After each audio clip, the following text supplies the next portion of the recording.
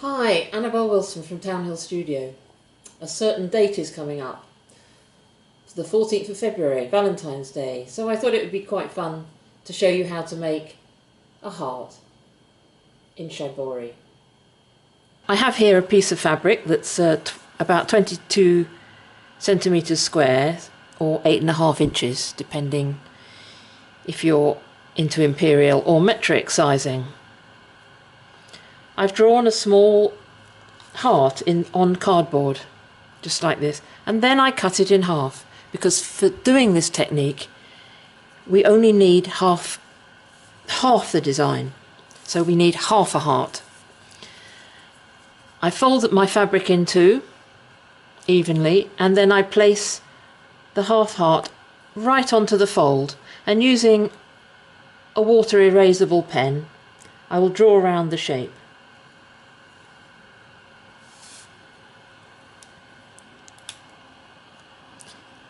For the start, I'll just put a pin through the fabric to hold it firmly in position. So I need to cut a piece of thread that's the length of this outside line that I've drawn, but double. I will always work with my thread double, so that you'll see what happens when I need to gather all the fabric at the end. And I start by making a loop in the fabric, like that, little loop like that, and then I use one of my tags to pop in there, and I pull it up and then tie it again, just to make sure it's really secure. Then, taking my piece of fabric, starting at the very end, I will just put a thimble on, that's great, starting at the end right on the fold of the fabric, and I will just follow my line with small running stitches all the way round.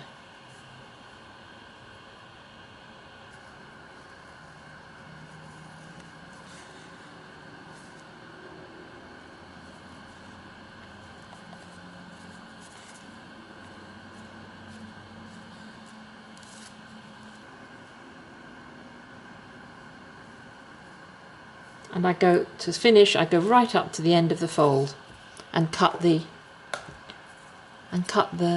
thread off.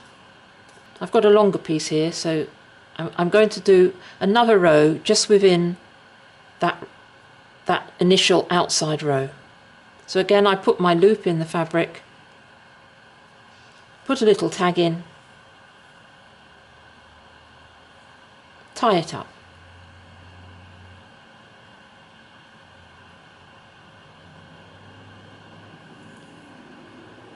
And this one I'm going to start about 5 mil, or no, about 2/8 of an inch away from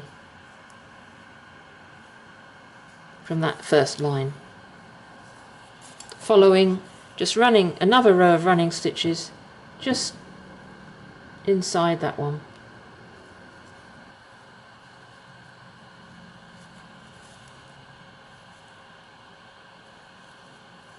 And what's really good is to actually vary the stitches so they aren't in line. So I come to the end, take it right to the end, and chop the thread off again. I've actually got enough length here to do another row inside this one. I really want to vary this stitch so it isn't following the line of the stitches that I've just done. So I'll do different size stitches here.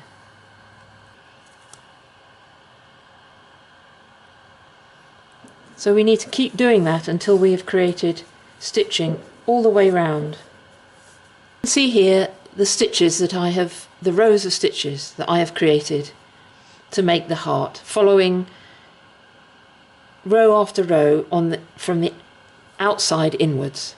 And I'm just on my last few rows here now to fill it all up. This should be my last one, just to fill in that last little piece of space.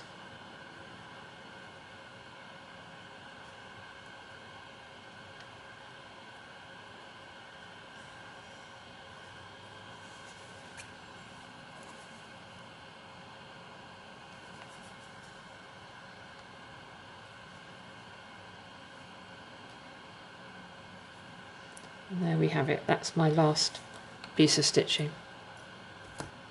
Now each of these needs to be pulled up tightly.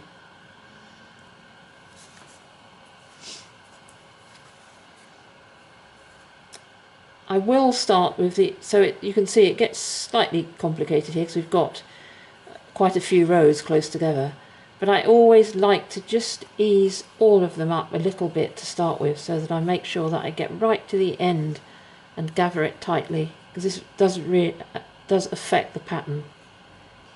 So let's go back to the middle piece, which is my first one. I pull it up really tight and I separate the two threads. It gets a little bit complicated here. I separate the two threads and I need to put another tie in there to hold that tight.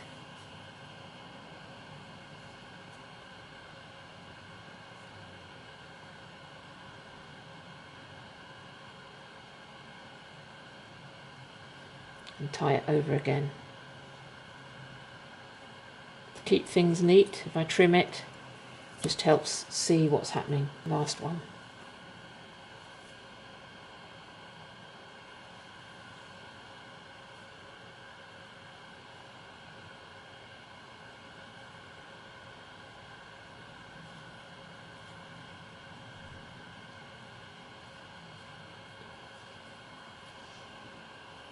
And one more tie for luck.